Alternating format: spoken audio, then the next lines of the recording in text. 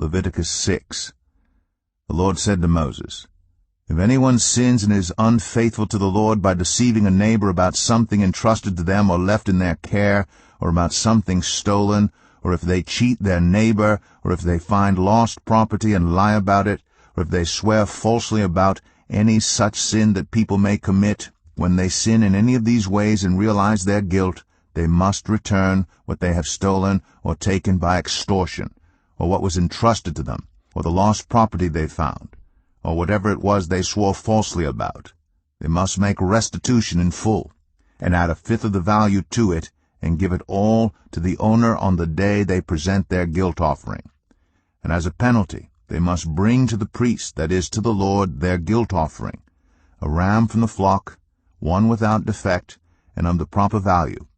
In this way the priest will make atonement for them before the Lord, and they will be forgiven for any of the things they did that made them guilty. The Lord said to Moses, "Give Aaron and his sons this command. These are the regulations for the burnt offering.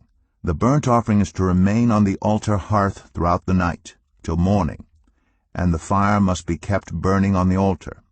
The priest shall then put on his linen clothes, with linen undergarments next to his body, and shall remove the ashes of the burnt offering that the fire has consumed on the altar, and place them beside the altar.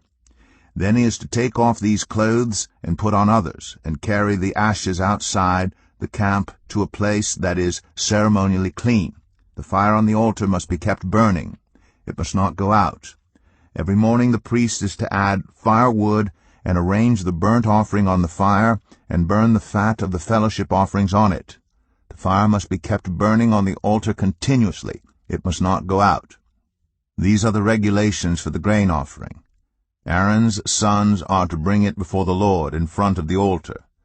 The priest is to take a handful of the finest flour and some olive oil, together with all the incense on the grain offering, and burn the memorial portion on the altar as an aroma pleasing to the Lord. Aaron and his sons shall eat the rest of it, but it is to be eaten without yeast in the sanctuary area. They are to eat it in the courtyard of the tent of meeting. It must not be baked with yeast.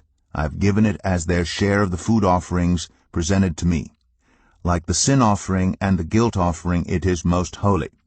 Any male descendant of Aaron may eat it. For all generations to come, it is his perpetual share of the food offerings presented to the Lord. Whatever touches them will become holy." The Lord also said to Moses, "This is the offering Aaron and his sons are to bring to the Lord on the day he is anointed: 1/10 of an ephah of the finest flour as a regular grain offering, half of it in the morning and half in the evening. It must be prepared with oil on a griddle. Bring it well mixed, and present the grain offering broken in pieces as an aroma pleasing to the Lord. The son who is to succeed him as anointed priest shall prepare it. It is the Lord's perpetual share, and is to be burned completely. Every grain offering of a priest shall be burned completely. It must not be eaten." The Lord said to Moses, "Say to Aaron and his sons, These are the regulations for the sin offering. The sin offering is to be slaughtered before the Lord in the place the burnt offering is slaughtered. It is most holy. The priest who offers it shall eat it.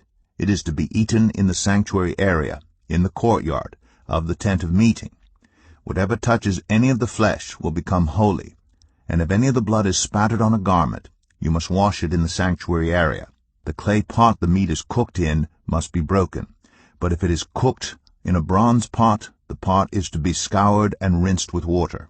Any male in a priest's family may eat it. It is most holy. But any sin offering whose blood is brought into the tent of meeting to make atonement in the holy place must not be eaten. It must be burned up.